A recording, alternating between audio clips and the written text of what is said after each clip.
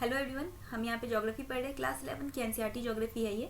Chapter 11 आज start करें, water in the atmosphere. ठीक है, हमने चैप्टर 8 में ऑलरेडी ये पढ़ा हुआ है कि एयर में क्या होता है, वाटर वेपर होता है। ठीक है, और ये वाटर वेपर की क्वांटिटी होती है एयर एटमॉस्फेयर में, वो क्या होती है 0 to 4%, मतलब ये वेरी करती है। ठीक है, और इसका एक बहुत ही इंपॉर्टेंट रोल होता है वेदर फेनोमेना में, क्योंकि हमने देखा ट्रॉपिकल साइक्लोन हमने पढ़ा है, हमने एक्स्ट्रा ट्रॉपिकल साइक्लोन्स पढ़े हैं, टोर्नेडोज और थंडर स्टॉर्म। तो हर जगह हमने क्या देखा, वाटर वेपर का एक बहुत ही इंपॉर्टेंट रोल था, क्योंकि क्लाउड फॉर्मेशन होता है, इससे प्रेसिपिटेशन होता है। ठीक है, तो इसका एक इंपॉर्टेंट रोल हो जाता है वेदर फेनोमेना में। ठीक है, अब इसकी परसेंटेज कैसे वेरी करती है ये भी हमने पढ़ा था कि कैसे वेरी करती है। जैसे कि जो इक्वेटर है, इक्वेटोरियल रीजन है या ट्रॉपिकल रीजन है, वहाँ पे क्या होता है ना कि वाटर वेपर ज़्यादा होता है, मतलब अप टू 4% होता है, मतलब 4% तक पहुंच जाता है वहाँ पे। क्योंकि क्या होता है ना कि जो इंसोलेशन होता है, जो सन से जो रेज आती है वो वर्टिकल होती है इक्वेटर पे, तो उस पे उसकी वजह से क्या होता है, वहाँ पे टेम्परेचर ज़्यादा होता है। टेम्परेचर ज़्यादा होने की वजह से वहाँ पे वाटर बॉडीज का भी प्रेजेंस है, तो उससे क्या होता है, इवेपोरेशन ज़्यादा होता है, और इवेपोरेशन ज़्यादा होगा तो ऑब्वियसली क्या होगा, वाटर वेपर ज़्यादा होगा हमारे एटमॉस्फेयर में। ठीक है, और जैसे जैसे हम आगे बढ़ेंगे तो क्या होता है कि मतलब आगे के लैटिट्यूड्स में क्या होता है ना कि इंसोलेशन कम होता है, तो वाटर इवेपोरेशन कम हो जाता है। ठीक है, डेजर्ट वाले एरिया में क्या होता है कि इंसोलेशन है बट वाटर बॉडीज कम है, तो इवेपोरेशन कम होगा, और क्या होगा, वाटर वेपर की प्रेजेंस कम होगी एटमॉस्फेयर के। और जो पोलर रीजन है वहाँ पे तो इंसोलेशन ही नहीं है बिल्कुल भी, तो वहाँ पे क्या होगा कि एकदम ही इवेपोरेशन नहीं होगा, तो वाटर वेपर की प्रेजेंस क्या हो जाती है, 0 तक पहुँच जाती है। ठीक है, तो जैसे जैसे हम लैटिट्यूड से आगे बढ़ते हैं ना, तो वाटर वेपर की प्रेजेंस कहीं ना कहीं कम होती चली जाती है। ठीक है, दो उसमें और भी फैक्टर्स हैं जो इम्पैक्ट करते हैं, जिसकी वजह से ऊपर नीचे होता रहता है। ठीक है, आगे बढ़ते हैं। तो ये जो हमारे एटमॉस्फेयर में जो मॉइस्चर आता है वो कहाँ से आता है, वाटर बॉडी से आता है और प्लांट से आता है। वाटर बॉडी से ये इवेपोरेशन की प्रोसेस के थ्रू आता है, और प्लांट से ये क्या होता है, ये ट्रांसपिरेशन की प्रोसेस के थ्रू आता है। ठीक है, तो क्या होता है ना, ये जैसे कि इवेपोरेशन है, ट्रांसपिरेशन है, कंडेंसेशन है, प्रेसिपिटेशन है, तो इन सारे प्रोसेसेस की वजह से क्या होता है ना कि कंटिन्यूअस एक्सचेंज ऑफ वाटर होता रहता है एटमॉस्फेयर में और ओशंस में और कॉन्टिनेंट में। ठीक है, मतलब क्या हुआ कि जैसे टेम्परेचर राइज हुआ ओशन के ऊपर या कॉन्टिनेंट्स के ऊपर, तो क्या हो रहा है, इवेपोरेशन हो रहा है। इवेपोरेशन हो करके जो वाटर है वो वाटर वेपर के फॉर्म में हमारे एटमॉस्फेयर में चला गया। जब एटमॉस्फेयर में गया वो एक हाइट पे पहुंचा जहाँ पे वो ठंडा हुआ, ठंडा होने के बाद उसने क्लाउड फॉर्मेशन किया, कंडेंसेशन हो गया, उसके बाद वहाँ से वो प्रेसिपिटेशन हुआ। ठीक है, तो ये सारे जो प्रोसेस है, तो प्रेसिपिटेशन होकर वाटर फिर क्या, वाटर वेपर जो है वो वाटर के फॉर्म में फिर से क्या आ गया, कॉन्टिनेंट और ओशन के ऊपर ओशन में आ गया। ठीक है, तो क्या हो गया, एक कंटिन्यूअस साइकिल चल रहा है। ठीक है, और ये कंटिन्यूअस एक्सचेंज ऑफ वाटर हो रहा है in different form through evaporation, transpiration, condensation and precipitation. ठीक है, अब ये जो वाटर वेपर प्रेजेंट होता है ना एयर में, इसे हम क्या कहते हैं, ह्यूमिडिटी कहते हैं। ठीक है, अब इसको भी क्वांटिटेटिवली डिफरेंट वेज में क्या किया जाता है, एक्सप्रेस किया जाता है। तो जो एक्चुअल अमाउंट होता है ना वाटर वेपर का, एटमॉस्फेयर में जो एक्चुअल अमाउंट प्रेजेंट होता है वाटर वेपर का, उसे हम एब्सोल्यूट ह्यूमिडिटी कहते हैं। ठीक है, ये क्या होता है, एब्सोल्यूट ह्यूमिडिटी क्या होता है, it is the weight of water vapour per unit volume of air and is express in terms of grams पर क्यूबिक मीटर। ठीक है, ये क्या है, ये वाटर का वेट, वाटर वेपर का वेट है per unit volume of air पे। ठीक है, तो मतलब per unit volume of air जितना वाटर वेपर का वेट होगा वो क्या होगा, वो एब्सोल्यूट ह्यूमिडिटी होगा। ठीक है, और इसे हम कैसे एक्सप्रेस करेंगे, इसे हम एक्सप्रेस करेंगे ग्राम्स पर क्यूबिक मीटर में। ठीक है, क्लियर है अभी तक। अब ये जो एबिलिटी होती है ना एयर की वाटर वेपर को होल्ड करने की, ये किस चीज़ पर डिपेंड करती है, ये इंटायरली डिपेंड करती है टेम्परेचर के ऊपर। ठीक है, और जो ये एब्सोल्यूट ह्यूमिडिटी होता है ना, ये प्लेस टू प्लेस वेरी करता है। ठीक है, अब कहीं पे टेम्परेचर मान लो ज़्यादा है, अगर टेम्परेचर इंक्रीज होता है ना, तो जो मॉइस्चर कंटेन करने की जो कैपेसिटी होती है ना एटमॉस्फेयर की, वो भी बढ़ जाती है। ठीक है, अगर टेम्परेचर डिक्रीज होगा तो वो कैपेसिटी कम हो जाती है। ठीक है, और क्या मान लो कि टेम्परेचर 40 डिग्री है। ठीक है, अब ये 40 डिग्री में जो एयर की कैपेसिटी होगी ना, फुल कैपेसिटी होगी मॉइस्चर को कैरी करने की, उसे हम उसका कितना परसेंट अभी उसने कैरी कर रखा है उसे रिलेटिव ह्यूमिडिटी कहते हैं। ठीक है, फॉर एग्जाम्पल इसको और अच्छे से क्लियर करने के लिए हम ऐसे समझ सकते हैं कि हम मानते हैं कि अभी हम जहाँ पे हैं वहाँ पे टेम्परेचर 40 डिग्री है। ठीक है, और एयर की मतलब कि एयर की जो कैपेसिटी है ना, फुल कैपेसिटी जो है मॉइस्चर को कैरी करने की, वो 100 है। ठीक है, बट एयर ने अभी कितना मॉइस्चर कैरी कर रखा है, 40 कर रखा है, ठीक है। तो ये जो 40 है ये क्या है, ये एब्सोल्यूट ह्यूमिडिटी है, ठीक है। 40 क्या है, एब्सोल्यूट ह्यूमिडिटी है। लेकिन ये 40 जो 100 का कितना परसेंट है, 40% है, तो 40% जो हो गया वो क्या हो गया, रिलेटिव ह्यूमिडिटी हो गया, ठीक है। अब हम मान लेते हैं कि टेम्परेचर राइज हो गया, टेम्परेचर मान लो अभी 40 डिग्री था वो 42 डिग्री हो गया। अब एयर की जो फुल कैपेसिटी है मॉइस्चर को कैरी करने की वो 120 हो गई, ठीक है। तो फुल कैपेसिटी 120 होगी, बट अभी उसने कैरी कितना कर रखा है, 40 कर रखा है, ठीक है। तो 40 अभी भी एब्सोल्यूट ह्यूमिडिटी तो 40 ही है, ठीक है। लेकिन ये 40 120 का कितना परसेंट हो गया, अराउंड 33% हो गया। तो रिलेटिव ह्यूमिडिटी क्या हो गई, वो 33% हो गई, ठीक है। तो रिलेटिव ह्यूमिडिटी कम हो गई, बट एब्सोल्यूट ह्यूमिडिटी जो है वो अभी भी सेम है, 40 ही है, ठीक है। तो क्लियर होगा कि एब्सोल्यूट ह्यूमिडिटी क्या होता है और रिलेटिव ह्यूमिडिटी क्या होते हैं, ठीक है। तो जैसे जैसे टेम्परेचर चेंज होता है ना, तो ये जो एयर की कैपेसिटी होती है ना मॉइस्चर को कैरी करने की, वो भी चेंज होती है, ठीक है। और ये जो इम्पैक्ट है ना इसका, ये ज़्यादा ओशन के ऊपर होता है, ठीक है, और कम ही होता है कॉन्टिनेंट्स के ऊपर, ठीक है। अब क्या होता है ना कि जो एक गिवन टेम्परेचर पे मान लेते हैं, वही 40 डिग्री वाले हम मानते हैं अभी कॉन्सेप्ट, कि मान लेते हैं हम कि अभी यहाँ पे 40 डिग्री टेम्परेचर है और एयर की कैपेसिटी है 100 मॉइस्चर कैरी करने की, और उसने 100 मॉइस्चर कैरी कर लिया, मतलब एब्सोल्यूट ह्यूमिडिटी भी अभी 100 ही है और रिलेटिव ह्यूमिडिटी भी अभी क्या है, 100 ही है, और फुल कैपेसिटी तो 100 है ही। तो इस केस में क्या होता है, हम क्या कहते हैं कि एयर जो है वो सैचुरेटेड है, मतलब उसकी जितनी 40 डिग्री टेम्परेचर पे उसकी जितनी कैपेसिटी है मॉइस्चर को कैरी करने की, वो उतनी कैरी कर रहा है, इसलिए अभी वो क्या है, सैचुरेटेड है, ठीक है। क्लियर है? इसका मतलब ये है कि अगर एयर सैचुरेटेड है तो वो और मॉइस्चर कैरी नहीं कर सकता, ठीक है। और जो टेम्परेचर होता है ना जिस पे एयर सैचुरेटेड होता है उसे क्या कहते हैं, ड्यू पॉइंट कहते हैं, ठीक है। मतलब मान लो कि अभी हम जहाँ पे है वहाँ पे टेम्परेचर 40 डिग्री है और 40 डिग्री पे यहाँ की एयर की कैपेसिटी है कि वो 100 तक मॉइस्चर कैरी कर सकता है, और उसने 100 कैरी कर लिया, तो 40 डिग्री टेम्परेचर पे वो अपने सेचुरेशन में पे पहुँचा, ठीक है। तो ये जो 40 डिग्री हो जाएगा, ये क्या हो जाएगा, यहाँ के एयर का ड्यू पॉइंट हो जाएगा, ठीक है। सो the temperature at which saturation occurs in a given sample of air is known as dew point. Clear है? अब देखो, हमें ऑलरेडी पता है कि जो हमारा एटमॉस्फेयर है उसमें जो वाटर वेपर है वो ऐड किस प्रोसेस के थ्रू होता है, इवेपोरेशन के थ्रू होता है, ठीक है। मतलब वो इवेपोरेशन जितना ज़्यादा होगा उतना ज़्यादा वाटर वेपर ऐड होता चला जाएगा हमारे एटमॉस्फेयर में, क्योंकि वेपराइजेशन ज़्यादा हो रहा है, ठीक है। और ये कम किसके थ्रू होता है, कंडेंसेशन के थ्रू, क्योंकि कंडेंसेशन होने के बाद बारिश हो जाती है तो एटमॉस्फेयर से जो वाटर है, जो मॉइस्चर है, वो अगेन ओशन और कॉन्टिनेंट पे आ जाता है, ठीक है। तो ये जो इवेपोरेशन होता है ये क्या होता है, इवेपोरेशन एक ऐसा प्रोसेस होता है जिसमें वाटर जो है वो लिक्विड से गैसियस स्टेट में ट्रांसफॉर्म हो रहा है, ठीक है। और जो मेन कॉज होता है इवेपोरेशन का वो क्या होता है, हीट होता है, ठीक है। ये तो हम सबको पता है, ठीक है। तो जो टेम्परेचर है, जिस टेम्परेचर पे वाटर इवेपोरेट होना स्टार्ट हो रहा है, ठीक है, उसे हम क्या कहते हैं, उसे हम लेटेंट हीट ऑफ वेपराइजेशन कहते हैं। क्लियर है? ठीक है, आगे बढ़ते हैं। अब देखो क्या होता है ना कि अगर टेम्परेचर इंक्रीज होता है तो क्या होता है, एयर की वाटर एब्जॉर्प्शन और रिटेंशन कैपेसिटी जो होती है वो क्या हो जाती है, बढ़ जाती है। ये हमने पहले ही देखा कि अगर टेम्परेचर ज़्यादा है तो एयर जो है उसकी वाटर वेपर कैरी करने की या मॉइस्चर कैरी करने की कैपेसिटी बढ़ जाती है, ठीक है। तो अगर मान लेते हैं हम कि एक टेम्परेचर है, मान लेते हैं 40 डिग्री टेम्परेचर है और उसमें जो मॉइस्चर कंटेंट है एयर में वो बहुत कम है, तो भी क्या होगा कि उस केस में भी क्या होगा कि जो एयर की कैपेसिटी होगी वाटर को रिटेन करने की या एब्जॉर्ब करने की वो ज़्यादा होगी ऑब्वियसली, क्योंकि उसकी जितनी कैपेसिटी है उससे तो वो बहुत कम है, ठीक है। और जो एक फैक्टर इम्पेक्ट करता है वो क्या है कि मूवमेंट ऑफ एयर, क्योंकि क्या होता है ना कि मान लेते हैं कि एक सैचुरेटेड लेयर बन गया है, एयर जो है वो सैचुरेटेड है, ठीक है। लेकिन जब मूवमेंट ऑफ एयर होता है तो वो क्या करता है, वो सैचुरेटेड लेयर जो होते हैं वो आगे बढ़ जाती है और जो वहाँ पे वैक्यूम की रेट होता है उसको अनसैचुरेटेड लेयर्स आकर के फिल कर देती हैं, ठीक है।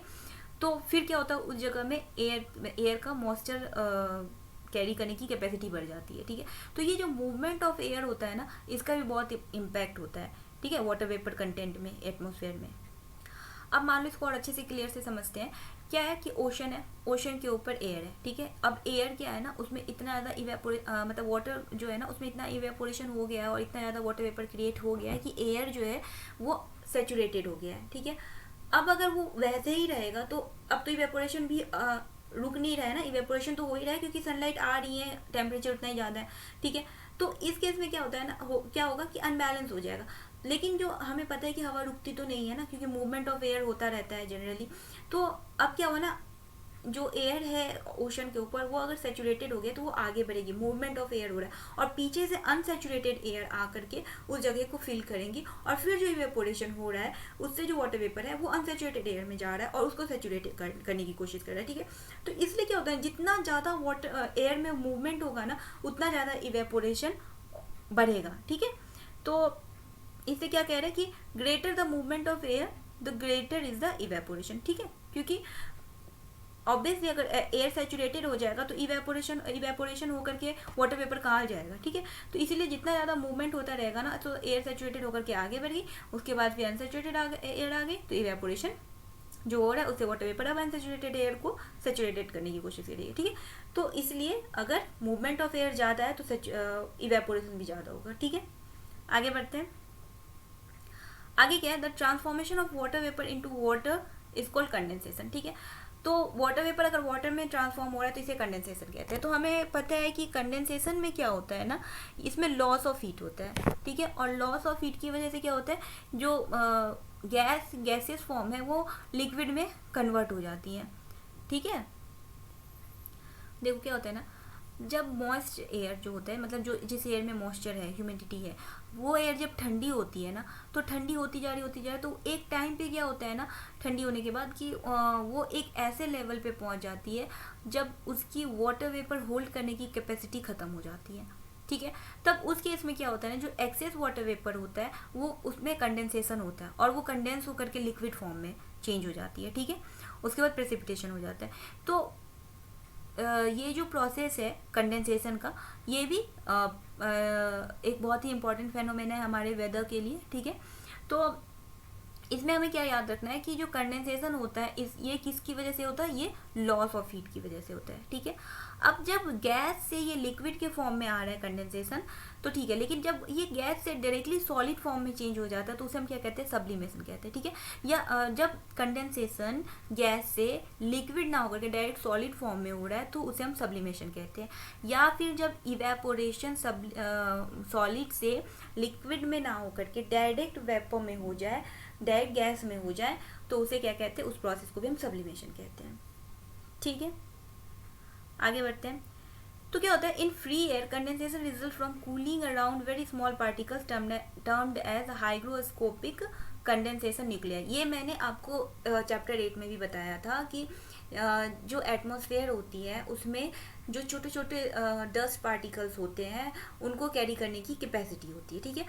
तो जो स्मॉल पार्टिकल्स एयर में होती हैं वो वाटर वेपर को कंडेंसेशन करने के लिए एक सरफेस की तरह काम करती है। वाटर मतलब जो आपका जो स्मॉल पार्टिकल्स है वो एक सरफेस का रोल निभाता है जब वाटर वेपर जो है वो कंडेंस होता है, ठीक है।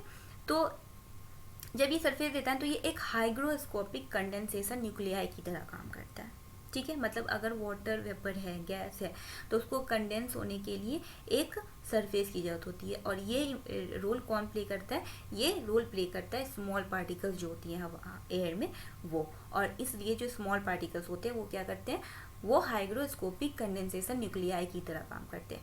अब ये जो पार्टिकल्स है ये डस्ट पार्टिकल्स हो सकते हैं, स्मोक हो सकता है, सॉल्ट हो सकता है फ्रॉम ओशन, क्योंकि मतलब हमें पता है ना कि ओशन के वाटर में सॉल्ट होता है, तो इवेपोरेट हो रहा है तो उसमें सॉल्ट भी जा रहा है, जो बहुत छोटे पार्टिकल्स होते हैं, ठीक है। तो ये पार्टिकल्स क्या होते हैं, ये एक हाइग्रोस्कोपिक न्यूक्लियाई की तरह काम करते हैं, ठीक है।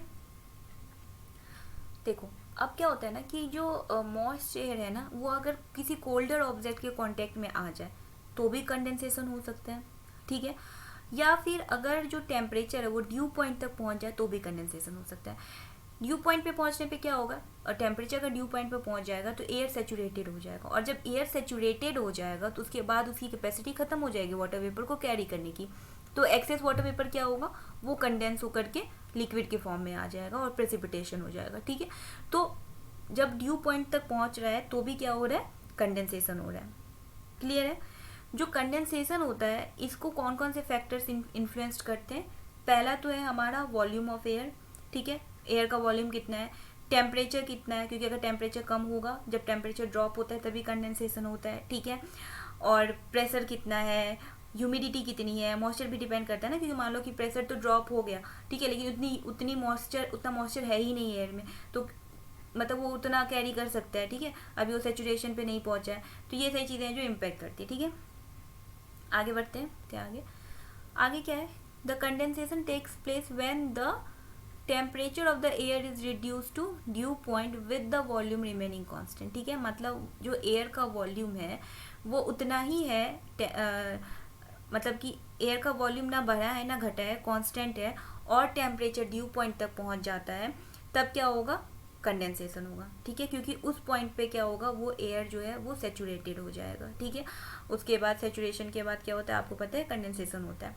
ठीक है, सेकेंड क्या हो सकता है factor, when both the volume and the temperature are reduce. ठीक है, टेम्परेचर भी हमने रिड्यूस कर दिया और हमने वॉल्यूम भी रिड्यूस कर दिया। अब वॉल्यूम रिड्यूस होगा तो ऑब्वियसली क्या होगी, उसकी कैरिंग कैपेसिटी भी तो कम हो जाएगी ना, वाटर वेपर कैरिंग कैपेसिटी। तो कैरिंग कैपेसिटी कम होगी तो फिर क्या होगा, सेचुरेशन जल्दी हो जाएगा, और उसके बाद क्या होगा, कंडेंसेशन होगा। ठीक है, और कौन सा फैक्टर इम्पैक्ट करता है, when moisture is added to the air through evaporation. अब मान लो कि टेम्परेचर सेम है, वॉल्यूम भी सेम है, लेकिन मॉइस्चर इवेपोरेशन होता जा रहा, मॉइस्चर ऐड होता जा रहा, तो ऐड होते होते वो अपनी हायर, जो उसकी हाईएस्ट कैपेसिटी है वहाँ तक पहुँच जाएगा। ठीक है, और क्या हो जाएगा, एयर जो है वो सेचुरेटेड हो जाएगा, और सेचुरेटेड होने की वजह से कंडेंसेशन हो जाएगा। ठीक है, However, the most favorable condition for condensation is the decrease in air temperature. Generally क्या होता है, मतलब मोस्ट फेवरेबल कंडीशन यही होता है कि जो टेम्परेचर है वो डिक्रीज हो जाता है तो कंडेंसेशन होता है। ठीक है, आगे बढ़ते हैं।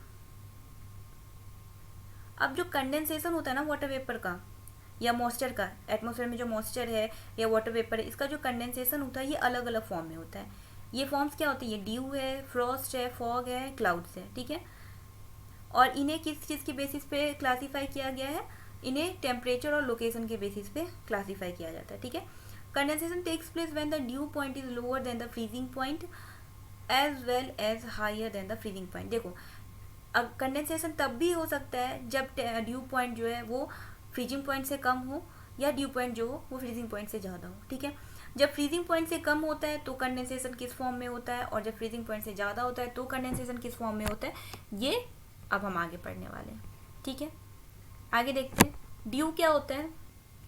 देखो, हमने क्या पढ़ा था, हमने पढ़ा था कि जो कंडेंसेशन है ये कब हो सकता है, और बहुत सारे तो फैक्टर्स थे ही कि कब कब हो सकता है। उसमें से वन ऑफ द फैक्टर क्या था, जब एयर जो है वो कूलर ऑब्जेक्ट के कांटेक्ट में आ जाए तो। ठीक है, अब मान लो कि विंटर है, विंटर में क्या होता है ना, सारी चीज़ें ठंडी होती है।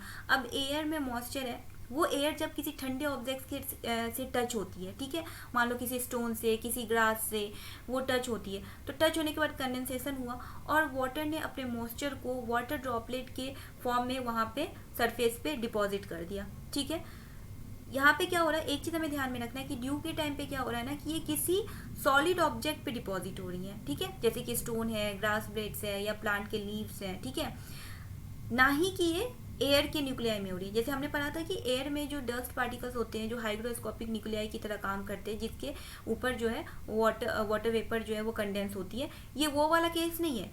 ये कौन सा केस है, ये वो केस है जबकि एक ठंडे ऑब्जेक्ट, विंटर का महीना है और ठंड जो मतलब पत्तियां हैं, जो घास है या स्टोन्स है, ये सब बहुत ठंडे हैं, और एयर में मॉइस्चर है। एयर वहाँ से पास होते वक्त जब उनके कांटेक्ट में आ रही है, ठंडे ऑब्जेक्ट के कांटेक्ट में, तो वहाँ पे कंडेंसेशन हो जा रहा है, और एयर अपने सारे मॉइस्चर को वहाँ पे वाटर ड्रॉपलेट के फॉर्म में वहाँ पे डिपॉजिट कर दे रही है। तो इसे क्या कहते हैं, हम ड्यू कहते हैं। ठीक है, और इसके लिए आइडियल कंडीशंस क्या होते हैं, ये तब फॉर्म होंगे जब क्या होगा, स्काई क्लियर होगा, हवा शांत होगी। ठीक है, हाई रिलेटिव ह्यूमिडिटी होगा। ठीक है, ह्यूमिडिटी भी तो ज़्यादा होनी चाहिए ना, तब तो मॉइस्चर जो है वो कंडेंस होगा। ठीक है, और कोल्ड एंड लॉन्ग नाइट होना चाहिए, ठीक है, क्योंकि ठंडी और लंबी रात होगी तो क्या होगा ना, ऑब्जेक्ट एकदम ठंडे हो जाएंगे और उसके जब मतलब कि कांटेक्ट में आएगी हवा तो वो कंडेंसेशन होगा, कंडेंसेशन मतलब वाटर वेपर का कंडेंसेशन होगा, ठीक है। और क्या है, और एक इम्पॉर्टेंट फैक्टर क्या है कि ड्यू के फॉर्मेशन के लिए एक सबसे नेसेसरी जो फैक्टर होता है वो क्या होता है, due point above freezing point होना चाहिए, ठीक है। जो ड्यू पॉइंट होगा वो एबव फ्रीजिंग पॉइंट होना चाहिए, ठीक है, क्लियर है। आगे बढ़ते हैं, आगे क्या है, फ्रॉस्ट। देखो अब क्या हो रहा है कि कोई एयर मास है, उसमें बहुत ज़्यादा क्वांटिटी में वाटर वेपर है, ठीक है, और अचानक से टेम्परेचर ड्रॉप हो जा रहा है, ठीक है, अचानक से टेम्परेचर कम हो जा रहा है, तो क्या होता है कि कंडेंसेशन होगा, और कंडेंसेशन क्या होगा ना, वो एयर मास के अंदर ही कंडेंसेशन हो जा रहा है, मतलब जो एयर मास में जो फाइन डस्ट पार्टिकल्स हैं वो हाइग्रोस्कोपिक न्यूक्लियाई की तरह काम कर रहा है और उनके ऊपर कंडेंसेशन हो जा रहा है, ठीक है, एयर में ही, ठीक है। तो इस कंडीशन में क्या होता है ना, फॉग बनता है, ठीक है। तो फॉग भी क्या है, ये क्लाउड ही है, क्योंकि क्लाउड भी तो ऐसे ही बनता है ना, तो फॉग भी क्लाउड ही है, लेकिन सिर्फ डिफरेंस क्या है कि जो फॉग होता है ना उसका बेस बहुत पास होता है ग्राउंड के, ठीक है, जो अर्थ का सरफेस है ना उससे बहुत पास होता है फॉग का बेस, ठीक है। तो क्या हो रहा है, एक कोई एयर मास है, उसमें large quantity of water vapour है और temperature all of a sudden गिर जाती है, ठंडी हो जाती है अचानक से, कंडेंसेशन हो रहा है, कंडेंसेशन जो एयर में फाइन डस्ट पार्टिकल्स है उसी के अराउंड हो रहा है, ठीक है। तो एयर मास के अंदर ही कंडेंसेशन हो रहा है, जैसे कि क्लाउड के केस में होता है, और ये भी एक क्लाउड ही फॉर्म कर रहा है, लेकिन जो इसका बेस है वो ग्राउंड के बहुत पास है, ठीक है। तो इस केस में इसे हम क्या कहते हैं, फॉग कहते हैं, ठीक है।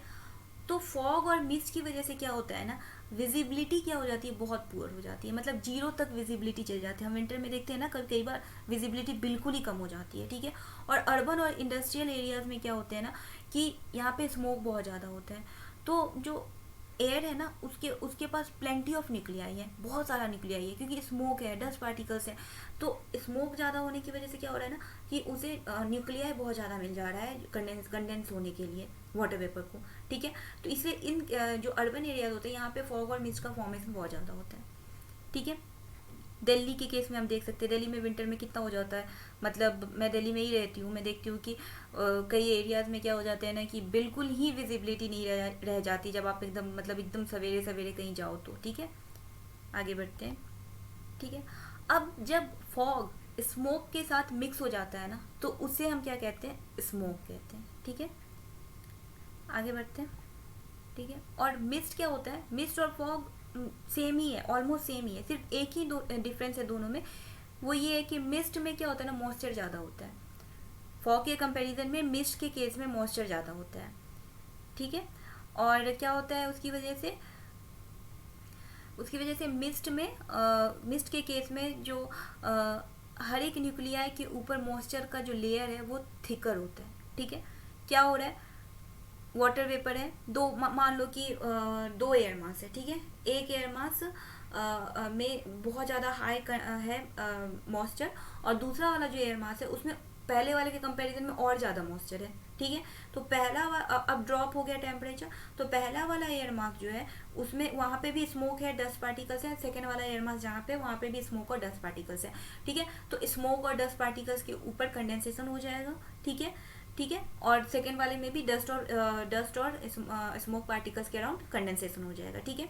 दोनों काइंड ऑफ क्लाउड ही है, क्योंकि क्लाउड का भी सेम प्रोसीजर है, लेकिन इनका बेस क्या है, अर्थ के सरफेस के पास है, ठीक है, क्लोजर टू अर्थ सरफेस है, तो इसकी वजह से इन्हें हम फॉग और मिस्ट कहते हैं। लेकिन मिस्ट के केस में क्या है ना, मॉइस्चर ज़्यादा है, अब मॉइस्चर ज़्यादा है तो इसका जो हर एक न्यूक्लियाई के अराउंड जो इसका कंडेंसेशन हुआ है ना, तो वो क्या है, थिकर लेयर है, ठीक है, थिकर लेयर ऑफ मॉइस्चर है एज कंपेरिजन टू फॉग, ठीक है। बस यही डिफरेंस है दोनों में, फॉग और मिस्ट में, अदरवाइज सारे फैक्टर्स क्या है, सेम है, ठीक है। आगे बढ़ते हैं। अब ये मिस्ट जो होता है ना, ये ज़्यादा फ्रिक्वेंटली कहाँ पे होता है, माउंटेन्स के ऊपर, क्योंकि क्या होता है कि जो वार्म एयर होते हैं ना वो राइज होती हैं स्लोप्स के ऊपर, ठीक है। और स्लोप से जब वो राइज होती हैं तो वो ऊपर जाने के बाद वो कोल्ड सरफेस के कांटेक्ट में आती है और उसके बाद मिस्ट का फॉर्मेशन होता है, ठीक है। लेकिन फॉग के केस में क्या होता है ना, फॉग जो होता है ना वो मिस्ट के कंपेरिजन में ड्राई होता है, ठीक है। तो ये कहाँ पे होता है, ये वहाँ पे प्रिवेलेंट होता है जहाँ पे कि वार्म करंट जो होती है एयर की वो किसी कोल्ड करंट के कांटेक्ट में है, ठीक है। तो उस केस में क्या फॉर्म होगा, फॉग फॉर्म होगा। क्लियर है। तो ये फॉग क्या है, फॉग एक मिनी क्लाउड की तरह ही है, ये मैंने आपको अच्छे से समझा दिया, क्योंकि ये डस्ट और स्मोक पार्टिकल्स के अराउंड क्या हो रहा है, कंडेंसेशन हो रहा है, ठीक है। आगे बढ़ते हैं। आगे क्या, क्लाउड्स हैं, क्लाउड्स के टाइप्स हैं, प्रेसिपिटेशन, टाइप्स ऑफ रेनफॉल, ठीक है ठीक है ठीक है ठीक है ठीक है। तो ये जो रेस्ट बचता है ना हमारा चैप्टर, इसे अब मैं सेकेंड पार्ट में कवर करूँगी, क्योंकि अभी अगर और आगे बढ़ाऊँगी तो ये वीडियो बहुत ज़्यादा लंबा हो जाएगा, ठीक है। तो देखो मैंने आपको सारे कॉन्सेप्ट बहुत अच्छे से क्लियर करने की कोशिश की है, लेकिन मैं आपको क्या रिकमेंड करूँगी, आप एक बार जाके बुक को रिवाइज करोगे मेरा वीडियो देखने के बाद, ठीक है। वीडियो देखने के बाद बुक रिवाइज करोगे, अगर कॉन्सेप्ट सारे क्लियर से हैं तो सही, अच्छा है कॉन्सेप्ट। अगर कुछ भी प्रॉब्लम आती है तो मैं रिकमेंड करूँगी दोबारा से वीडियो देखो, और अगर फिर भी नहीं समझ में आता है, कुछ भी डाउट रह जाता है, तो आप कमेंट सेक्शन में मेरे से कोई भी क्वेश्चन पूछ सकते हो चैप्टर के रिगार्डिंग, मैं आपके क्वेश्चन को आंसर करने की जरूर कोशिश करूँगी, ठीक है। आई होप कि मैंने अपनी तरफ से तो सब कुछ बहुत अच्छे से क्लियर कर दिया और आपको समझ में भी आया होगा, एंड आई होप ये वीडियो आपके लिए बहुत हेल्पफुल होगा, ठीक है। तो मिलते हैं नेक्स्ट पार्ट में, तब तक के लिए थैंक यू।